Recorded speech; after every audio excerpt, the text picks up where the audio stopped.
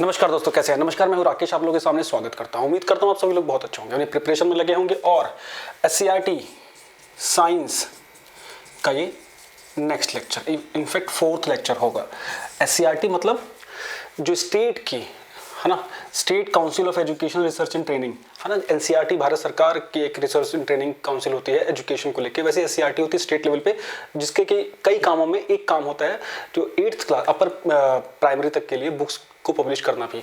तो यूपी के एग्जाम में इसकी वेटेज है काफ़ी, खासतौर से एजुकेशनल एग्जाम में। तो अगर आप चाहे सुपर टेट दे रहे हो, यूपी टेट दे रहे हो, या जिसके लिए हमने बनाई है video junior super TET, junior high school की वैकेंसी, उसके क्वेश्चन सीधे सीधे आएंगे। बिकॉज हमने जैसे बताया था सिलेबस में आप लोगों को सीधे सीधे कि इन बुक्स के ही टॉपिक सीधे सीधे सिलेबस में दिए गए हैं, तो इक्वली ही इंपॉर्टेंट है, बहुत ही ज़्यादा इनफैक्ट इंपॉर्टेंट है। तो साइंस का लेक्चर नंबर 4 है, जिसमें कि बहुत ही बड़ा टॉपिक है, सिलेबस में सीधे सीधे दिया गया है वाटर। अब देखिए, इनको सिर्फ इस लेसन से कराने से क्या फ़ायदा होगा।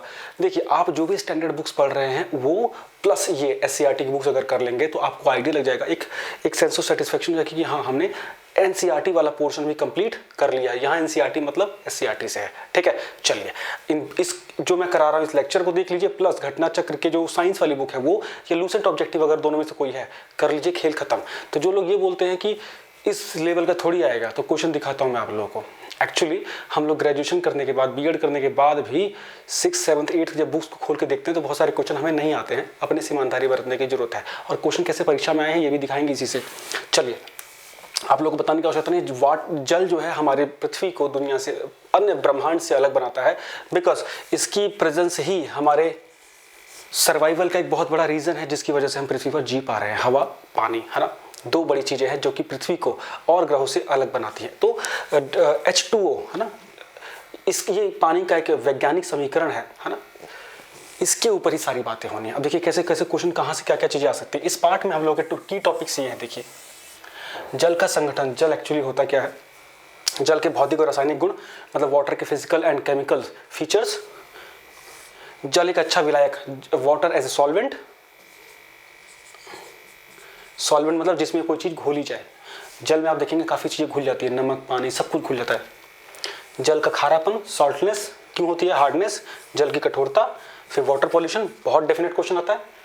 वाटर कंजर्वेशन, ये टॉपिक्स को हम देखेंगे फटाफट, हार्डली 20 मिनट में चीज़ों को उड़ाते हुए आगे चलते हैं। चलिए, जीएस के साथ साथ ये इक्वली इंपॉर्टेंट है साइंस वाले पोर्शन के लिए भी। देखिए, अब ये सब चीज़ें हमें छोड़नी फटाफट की, आप लोगों को पता होगा ये वो है ना, हमें मुद्दे पे आना है। हमारे दैनिक जीवन में जीवन बहुत इंपॉर्टेंट है, कुछ बताने की जरूरत नहीं, यहाँ से खेल शुरू होता है।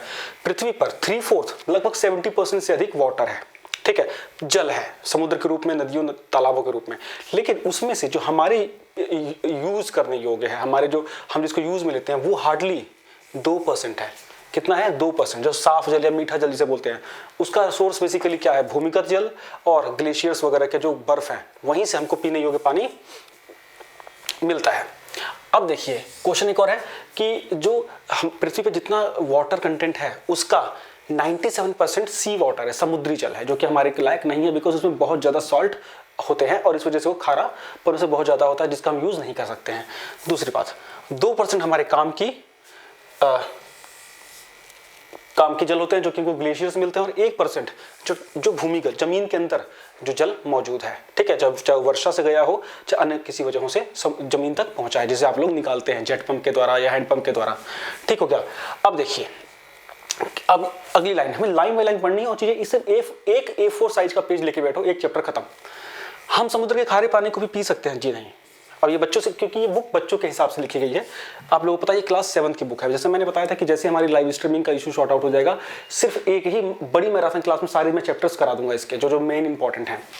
अब देखिए, अब इसमें कुछ चीज़ों को फटाफट छोड़ना है। प्राचीन समय में ऐसा माना जाता था कि संसार के सभी पदार्थ अग्नि, जल, आकाश, वायु तत्वों से मिलकर बने हैं।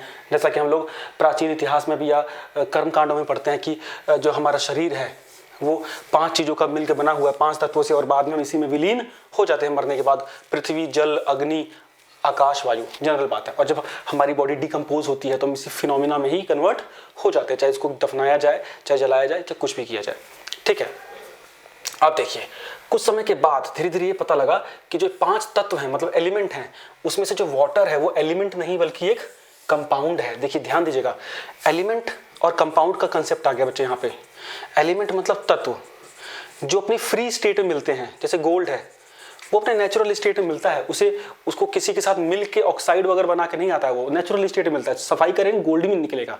लेकिन पानी क्या है, H2O, दो एलिमेंटों से मिल के बना, तो जो चीज दो या दो से अधिक तत्वों से मिलकर बने उसे यौगिक कहा जाता है या कंपाउंड कहा जाता है। तो पानी जो है कंपाउंड है बच्चे, जो कि हाइड्रोजन प्लस ऑक्सीजन गैस से बना हुआ है, और इसकी ये बन जाता है ये।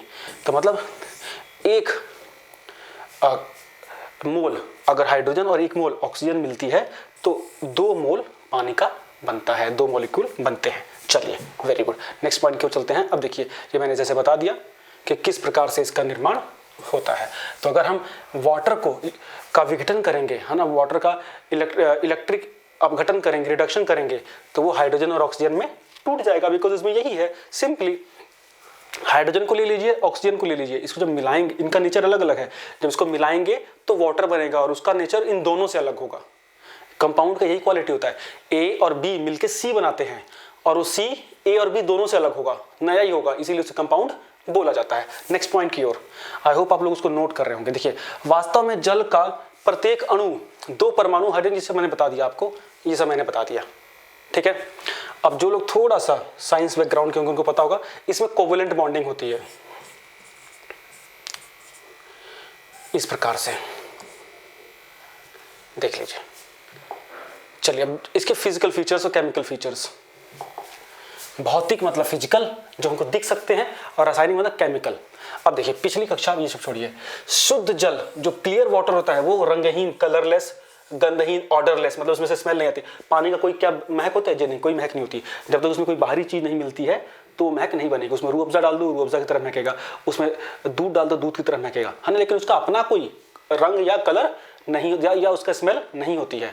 पानी को आप किसी ग्रीन बॉटल में डालो, ग्रीन दिखेगा, उसका अपना कोई कलर नहीं होता, बस वो कलर ले लेता है, कोई आकार नहीं होता है, ठीक है, स्वाद नहीं होता है, पारदर्शी होता है, पारदर्शक द्रव्य है।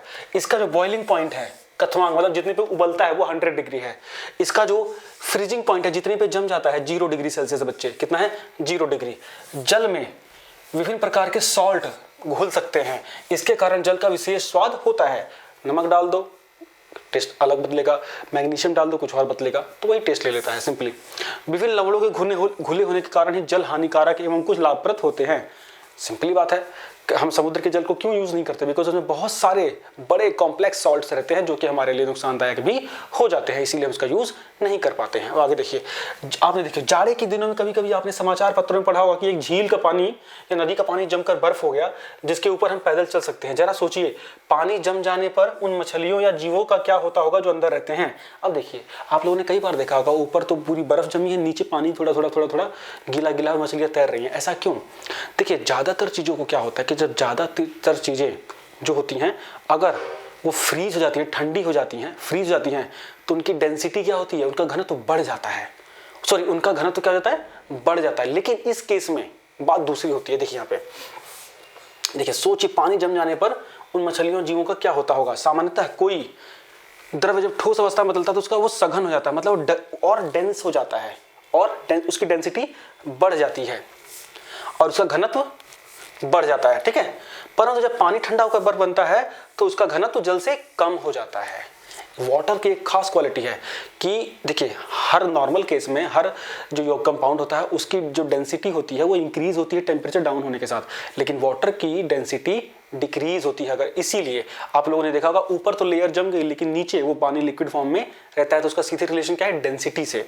देखिए, यह जल का विशिष्ट गुण है।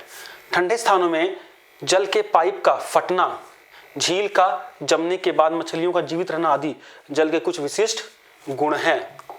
बिकॉज वॉल्यूम इंक्रीज हो जाता है। आप लोग पानी बिल्कुल भर के रख दो बोतल में और उसे फ्रीजर में लगा दो, तो बोतल फट जाएगी, बिकॉज वॉल्यूम इंक्रीज हो जाएगा उसका। अब देखिए, अब ये तो कुछ एक्टिविटी है जिसको हम लोग स्किप कर सकते हैं। अब देखिए यहां से, ये सब क्वेश्चन हमारे कंसेप्चुअल क्वेश्चन है जिसको हम बोलते हैं डेली लाइफ साइंसेज।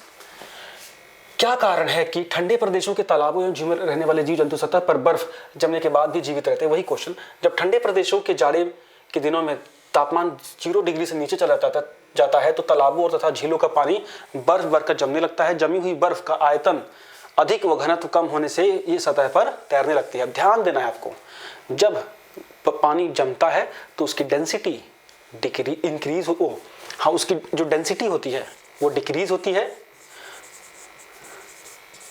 और वॉल्यूम इंक्रीज होता है। वॉल्यूम इंक्रीज होने का क्या है, जो बोतल फट जाती है बर्फ जमने के बाद, वो इसीलिए बिकॉज वॉल्यूम इंक्रीज हुआ है।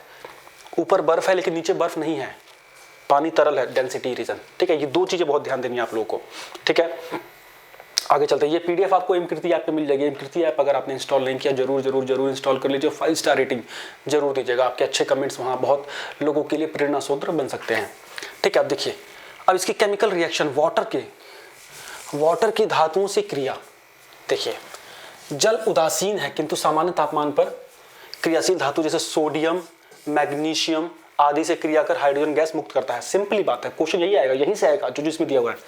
हाइड्रोजन की रिएक्शन और वाटर की रिएक्शन सोडियम के साथ, या वाटर की रिएक्शन मैग्नीशियम के साथ, या वाटर की रिएक्शन कैल्शियम के साथ क्या क्या होती है, ये ध्यान देना है आप लोगों को।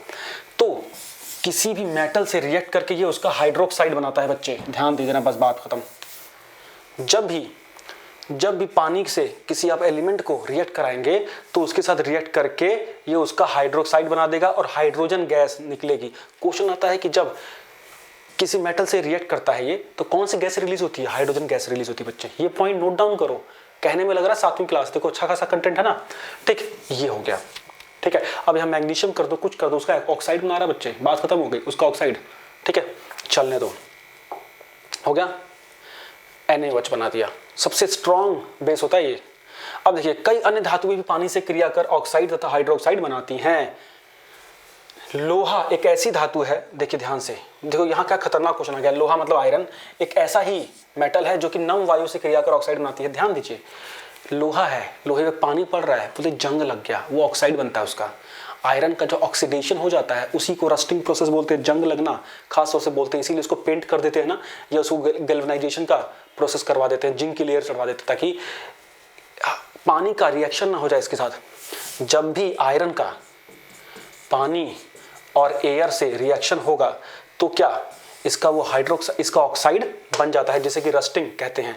और जंग लगने पे जो भार होता है वो बढ़ जाता है लोहे का। ध्यान दीजिएगा, जंग लगने पे वेट इंक्रीज होता है। ध्यान दीजिएगा, ये नहीं कि जंग से खत्म होगा जी, उसका ऑक्साइड भी तो चिपक जाता है तो वेट इंक्रीज होगा। ध्यान दीजिएगा, इसका बेस्ट एग्जाम्पल है, इसे लोहे का संक्षारण या जंग लगना या कोरोजन बोलते हैं। लोहे को जंग लगने से बचाने के लिए इन पर प्राय अन्य धातुओं की लेप्स चढ़ा दी जाती है, जैसे इलेक्ट्रोप्लेटिंग हो गई या गैल्वेनाइजेशन हो गया। गैल्वेनाइजेशन प्रोसेस बच्चे क्या होता है, लोहे के ऊपर जिंक की लेयर लगा देना। ठीक, अब देखिए इस लाइन को देखना जरूरी है। संक्रिय धातु है, रिएक्टिव धातु जो है जल से क्रिया करके धातु ऑक्साइड या हाइड्रोक्साइड बनाती हैं, बात खत्म, और हाइड्रोजन गैस रिलीज करती है। ये लाइन मोस्ट इंपॉर्टेंट है, मजा आएगा पढ़ने में। अब देखिए सॉल्वेंट के रूप में पानी में बहुत अच्छे से चीजें घुलती हैं, तो पानी एक बहुत बड़ा यूनिवर्सल सॉल्वेंट है। सॉल्वेंट मतलब जिसमें चीज घोली जाए, और जो चीज मिलाई जा रही है उसे सॉल्यूट बोलते हैं बच्चे। दो चीजें होती हैं, सॉल्वेंट, सॉल्यूट। चैनल पे अगर नए हैं तो प्लीज सब्सक्राइब कर दीजिएगा, ऐसा शानदार कंटेंट आपको बहुत कम जगह मिलेगा जो डायरेक्टली क्लियर टू क्लियर पढ़ाते हैं और टू द पॉइंट चीजें लेके चलेंगे। ऐसी कंसेप्चुअल क्लासेस बहुत लोग फ्री में तो मिलेंगे ही नहीं, खैर ठीक है। चलिए, तो सॉल्वेंट मतलब जिसमें कोई चीज घोली जाती है, जिसमें घोला जाता है, जैसे पानी और नमक है तो पानी सॉल्वेंट हो गया और नमक सॉल्यूट हो गया बच्चे, है ना। चलो अब आप लोग देख लो, पानी में सब कुछ मिल जाता है और वही फ्लेवर आता है, नमक डाल दो, चीनी डाल दो, ORS घोल बन गया। लेकिन कई चीजें पानी में क्लियर सॉल्यूशन बनाती हैं, ट्रू सॉल्यूशन जिसे बोलते हैं। कई प्रकार के सॉल्यूशन होते हैं, ट्रू सॉल्यूशन होता है जिसे बिल्कुल मिल गया, आपको दिखेगा भी नहीं। नमक डाल दो पानी में, वो दिखेगा नहीं कुछ मिलाया भी है, ट्रांसपेरेंट होता है ना। और एक होता है कि भाई उसमें खड़िया डाल दी, चौक डाल दिया, वो पूरी तरह नहीं घुलता है। तो सारी चीजें पूरी तरह नहीं घुल सकती हैं। तो ऐसे सॉल्यूशन जो एकदम क्लियर होते हैं, जैसे चीनी मिला दी, एकदम क्लियर सॉल्यूशन हो गया, ठीक है। अब उसमें मिलाते रहेंगे, उसमें चीनी डालते रहिए, वो घुलते रहेंगे, एक पॉइंट आएगा वो घुलना बंद कर देगी, है ना। तो उस पॉइंट पे बोलेंगे कि ये सॉल्यूशन सैचुरेटेड हो गया, कि अब इसमें और कोई चीज मिला नहीं, से संतृप्त हो गया। वो सॉल्यूशन क्या हो गया बच्चे, संतृप्त हो गया, ठीक। चलिए बहुत बढ़िया, ये देखिए वही एग्जाम्पल लिखा हुआ है, वही एग्जाम्पल सारा कुछ। अब देखिए यहाँ से क्वेश्चन कैसे बनता है। ऐसा क्यों होता है कि यह झाग जल में कार्बन डाइऑक्साइड गैस घुली होने के कारण प्राप्त होती है। कभी कभी आप लोगों ने देखा होगा कोला पीते हैं हम लोग, कोला, है ना, फिज निकलता है, वो एक्चुअली कार्बन डाइऑक्साइड गैस होती है। 1000 बार क्वेश्चन आया ना 7वीं क्लास में। ये सिंपली चलिए, पानी के अंदर ऑक्सीजन भी घुली होती है, तभी तो जल के जीव सांस ले पाते हैं। बहुत बढ़िया। देखिए, जल में मतलब वाटर में सॉलिड भी घुल सकता है, द्रव्य भी और गैस सभी कुछ घुल जाता है। क्वेश्चन का डेंजरस बनेगा यहाँ से एमसीक्यू। यहाँ कंटेंट अपने आपको चेक करना है, डिपेंड करता है आप कितना डिटेल में चीज़ों को पढ़ते हैं। जल अधिकांशतः पदार्थों के लिए अच्छा विलायक है, सॉल्यूशन है, सॉल्वेंट है सॉरी। जल किसी गुण के कारण जब वर्षा का जल पृथ्वी पर गिरता है तो पृथ्वी की विभिन्न परतों से छनता हुआ भूमि के अंदर चला जाता है। बिकॉज वो तो सबको सोखता रहता है ना, सब कुछ उसमें घुलता रहता है, इसीलिए नीचे तक पहुंच जाता है। पहाड़ों में आप देखते होंगे झरने में से पानी आता है, जगह जगह पहाड़ों के बीच से पानी आता है, बहते हैं, लोग पीते हैं उसी को। अब देखिए, हाँ अब देखिए, बताया था मैंने कि जैसे चौक वगैरह होती है कम घुलती है उसमें, तो ये लाइन देख लो, चौक वगैरह कम घुलती है। इसमें से निष्कर्ष निकलता है कि जल एक सार्वभौमिक यूनिवर्सल विलायक तो है, किंतु कुछ पदार्थ जल में ज्यादा घुलते नहीं हैं। अब देखिए, जल में कुछ ऐसी चीजें हैं जो जल्दी नहीं घुलती हैं, है ना। अब जैसे देखिए, जल में कुछ अन्य लवण जैसे कपड़े धोने का सोडा, सोडियम कार्बोनेट, कपड़े धोने का सोडा सोडियम कार्बोनेट, खाने का सोडा सोडियम बाइकार्बोनेट, कपड़े वाला सोडा सोडियम कार्बोनेट, खाने वाला सोडा बाइकार्बोनेट, खाने वाला सोडा बेकिंग ऑफ केक वगैरह में जो आता है, खाने का सोडा बाइकार्बोनेट अधिक विलय तथा खनिज जैसे जिप्सम फरियादी कम विलय। क्वेश्चन आएगा कि इनमें से कौन सा पानी में ज्यादा घुलेगा, तो जिप्सम, खड़िया वगैरह चीज, प्लास्टर ऑफ पेरिस, ये जल्दी नहीं कम घुलता है।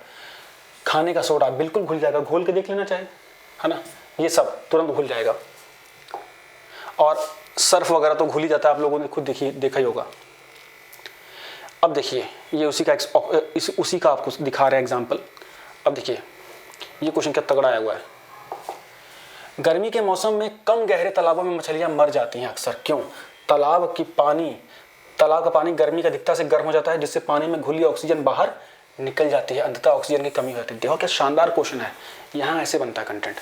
जूनियर सुपरटेटिव क्लासेस लगातार चल रही हैं, जीएस की भी, एसएसटी की भी, साइंस की क्लास भी जल्दी स्टार्ट होंगी।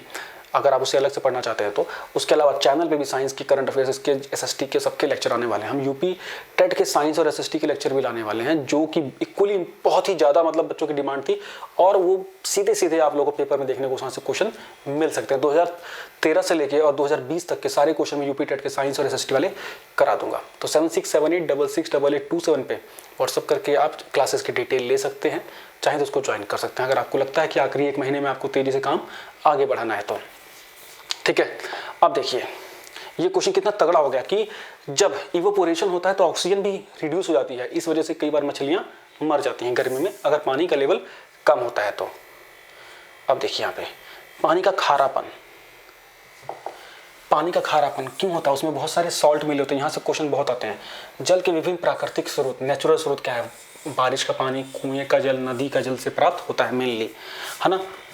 प्राप्त जल को समान मात्रा में अलग अलग कांच की प्याली में रखें, सभी कांच की प्यालियों में जल की पूरी मात्रा को वाष्पित होने के बाद प्रत्येक प्याली का अवलोकन करें। आप देखेंगे कि सभी कांच की प्याली का जल वाष्पित होकर वायुमंडल में चला जाता है एवं कुछ ठोस पदार्थ या वॉच ग्लास में रह जाता है। वॉच ग्लास में प्राप्त पदार्थों की मात्राओं का अवलोकन करिए, तो एक्टिविटी है दिखाने के लिए। जब पानी का वाष्पीकरण हो जाता है तो उसमें कुछ कुछ चीज़ें बचती हैं। कूलर में देखो, कूलर का जब पानी सूख जाता है तो नीचे नमक बचता है, बिकॉज उसमें साल्ट था, जो वाइट हमारा कूलर रहता है। या गर्मियों में जो हमारा पसीना हमें निकलता है, उसके बाद हमारे बॉडी को साल्टी हमारी शर्ट पे वाइट पैच बन जाते हैं, वो सॉल्ट होते हैं। अब देखिए, यहाँ देखते हैं समुद्र के जल से नमक बनना कैसे बनता है। समुद्र के किनारे बड़े बड़े गड्ढे खोद देते हैं, समुद्र का पानी आता है, समुद्र का पानी चला जाता है, गड्ढों में पानी रह जाता है, फिर वाष्पीकरण होता है, गड्ढे का पानी सूखने लगता है और नीचे नमक बन गया नेचुरल तरीके से। ठीक है, समुद्र जल से नमक कैसे प्राप्त किया जाता है बता दिया ना ये। अब उसका बड़ा स्वरूप है, सबसे पहले समुद्री जल को बड़े बड़े पाइप एवं जल पंपों की मदद से बड़ी बड़ी क्यारियों में इकट्ठा किया जाता है, वही है इवोपोरेशन कराया जाता है, वो नमक मिल जाता है। अब देखिए, जल में कठोरता क्यों होती है, समुद्री जल का खासतौर से। पिछली कक्षा में आप पढ़ चुके हैं कि जो जल साबुन के साथ अधिक झाग देते हैं, एक आपने देखा हो ना, मीठा पानी खारा पानी। मीठे पानी में कपड़े धो खूब मस्त झाग आता है, बढ़िया। खारे पानी में साबुन लगाते रहो यार, आता ही नहीं। खारे पानी से नहाओगे आप, कितना भी साबुन लगाओगे झाग आएगा ही नहीं। ऐसा क्यों? बिकॉज खारे पानी में साल्ट ज़्यादा होते हैं, जिसकी वजह से साबुन झाग नहीं दे पाता है। देखिए पढ़िएगा इसको, जल साबुन के साथ अधिक झाग देते हैं मीठे पानी में, है ना। वो मीठे पानी या मृद या सॉफ्ट वाटर कहलाते हैं, सॉफ्ट वाटर। एवं जो जल साबुन के साथ अपेक्षाकृत कम झाग देते हैं उन्हें कठोर जल या हार्ड वाटर कहा जाता है। आइए जानें कि जल की कठोरता किन सॉल्टों के घुलने के कारण होती है। बहुत इंपॉर्टेंट पेपर में खूब आया हुआ है। जल में जो कठोरता है उसका कारण है कैल्शियम और मैग्नीशियम। बच्चे ये पेपर में 1000 बार क्वेश्चन आया हुआ है। Calcium bicarbonate, magnesium bicarbonate, calcium chloride, magnesium chloride. तो कैल्शियम का बाइकार्बोनेट और क्लोराइड और मैग्नीशियम के बाइकार्बोनेट और क्लोराइड मुख्य कारण है समुद्री जल का खारा होने का। ठीक है, अब देख कैल्शियम सल्फेट, मैग्नीशियम सल्फेट, ये 6 सॉल्ट है जिसको रट लीजिए, जो कि बहुत स्ट्रांग होते हैं, बहुत कॉम्प्लेक्स होते हैं, जल्दी ब्रेक नहीं हो पाते हैं और इसी वजह से इनकी कठोरता बनी रहती है। अब अस्थायी कठोरता मतलब परमानेंट कठोर नहीं होते हैं, उनको उबाल दिया, गर्म कर दिया तो वो सॉफ्ट वाटर हो जाते हैं, मतलब उसमें से अगर आप इम्प्यूरिटीज हम निकाल सकते हैं, है ना। अस्थायी कठोरता, जल की अस्थायी कठोरता उसमें कैल्शियम बाइकार्बोनेट एवं मैग्नीशियम बाइकार्बोनेट के घुलने के कारण होती है। इसे दूर करने के लिए निम्नलिखित विधियां अपनाते हैं। सिंपली देखिए, आप उबाल करना कैल्शियम और मैग्नीशियम के बाइकार्बोनेट को तो हटा सकते हैं लेकिन बाकियों को हटा नहीं सकते। तो जिनमें सिर्फ कैल्शियम बाइकार्बोनेट और मैग्नीशियम बाइकार्बोनेट है वो, उससे आपको फायदा, उसको अगर उबाल देंगे तो आपको पानी वो ठीक हो जाएगा, या चूना मिला देंगे, लाइम मिला देंगे तो भी वो ठीक हो जाएगा। चूने का फार्मूला ये है, ये देखिए, क्यों, कैल्शियम बाइकार्बोनेट और में कैल्शियम हाइड्रोक्साइड मतलब चूना मिला देंगे तो पानी अलग हो जाता है और कैल्शियम कार्बोनेट अलग से निकल जाता है। देखिए ये कैल्शियम कार्बोनेट है ना, और इसमें आपने चूना मिला दिया तो क्या हो जाएगा, पानी देखिए अलग हो गया और कैल्शियम कार्बोनेट अलग निकल गया। इनको हमको थोड़ा सा देखना है, बस आपको आइडिया लग जाएगा। अब आप देखिए, वातावरण में उपस्थित कार्बन डाइऑक्साइड जल से क्रिया करके कार्बोनिक एसिड बनाती है। क्वेश्चन देखो कितनी बार आया कि कार्बोनिक एसिड, जब CO2 पानी से H2O से रिएक्ट करता है तो क्या बनता है, कार्बोक्सिलिक एसिड बनता है, कार्बोनिक एसिड बनता है। यह कार्बोनिक एसिड मिट्टी या चूना पत्थर में उपस्थित कैल्शियम कार्बोनेट से रिएक्शन कर सकता है। ठीक है, अब देखिए परमानेंट हार्डनेस किससे होती है। परमानेंट हार्डनेस का मुख्य कारण होते हैं magnesium chloride, magnesium sulphate, calcium chloride और कैल्शियम सल्फेट। तो क्लोराइड और सल्फेट जो होते हैं वो कभी भी क्लियर जल्दी से नहीं हो पाते हैं। ठीक है जी।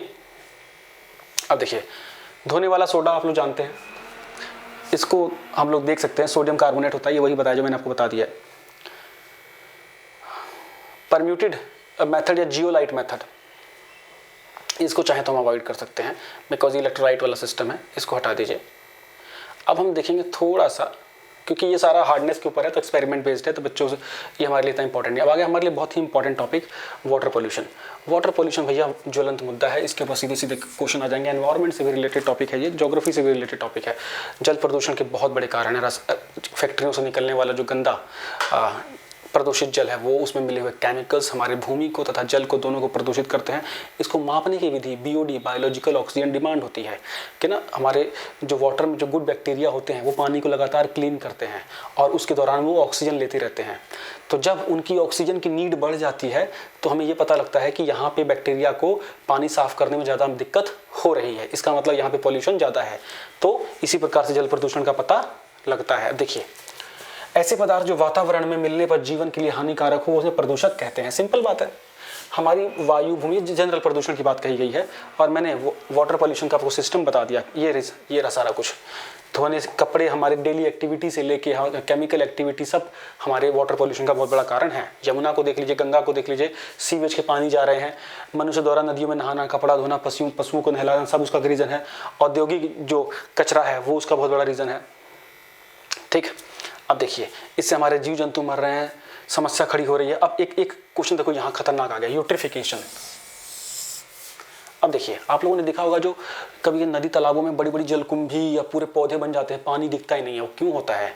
इस प्रक्रिया को बोलते हैं यूट्रिफिकेशन। जब बारिश के दिनों में या प्रदूषण की वजह से आसपास से जब पानी उसमें पहुंचता है तो उसमें काफ़ी सारे केमिकल्स होते हैं, यूरिया पहुंच जाता है, तो यूरिया क्या करता है, वहाँ फर्टिलाइजेशन शुरू कर देता है और वहाँ पर पौधे उगने शुरू हो जाते हैं। इससे क्या होता है, पूरी लेयर बन जाएगी प्लांट्स की ऊपर और नीचे ऑक्सीजन की कमी हो जाती है। सिंपल बात है। और इस सिचुएशन को यूट्रिफिकेशन का प्रोसेस कहा जाता है ना। पानी के ऑक्सीजन का कम हो जाना इस कंडीशन में। देखिए जो पानी के ऊपर जो काई वगैरह जम जाती है, क्योंकि भाई खाद अगर पहुंच गई तो चीज़ें तो पैदा होने लगेंगी, सिंपल बात है। इसी वजह से तो नीचे की जो उसके जो जलीय संपदा होती है वो नष्ट होने लगती है, वो लेयर कट जाती है ऑक्सीजन की। ठीक है, यूट्रिफिकेशन बहुत खतरनाक क्वेश्चन है, पेपर में कई बार आया हुआ है। जल प्रदूषण को कैसे रोका जाए आप लोगों को सब कुछ पता है। इसमें दो चीज़ें बड़ी इंपॉर्टेंट हैं। दो टाइप के प्लांट होते हैं, एक STP होता है, सीवेज ट्रीटमेंट प्लांट, जगह जगह गंगा किनारे अब लग रहा है। इसके अंतर्गत सीवर का पानी पहले जाता है, फिर उसको ट्रीटमेंट करते हैं, उसमें से केमिकल निकाल लेते हैं, फिर उस पानी को नदियों में छोड़ा जाता है ताकि नदी प्रदूषित ना हो। और दूसरा होता है ETP प्लांट, ये इंडस्ट्रीज़ के लिए होता है, एफ्लुएंट ट्रीटमेंट प्लांट। जैसे इंडस्ट्रियल वेस्ट पहुंचा, उसको क्लीन किया, फिर छोड़ा। तो ऐसे ट्रीटमेंट प्लांट लगाना बहुत ज़्यादा ज़रूरी है। ठीक, अब देखो ये हो गया खत्म खेल।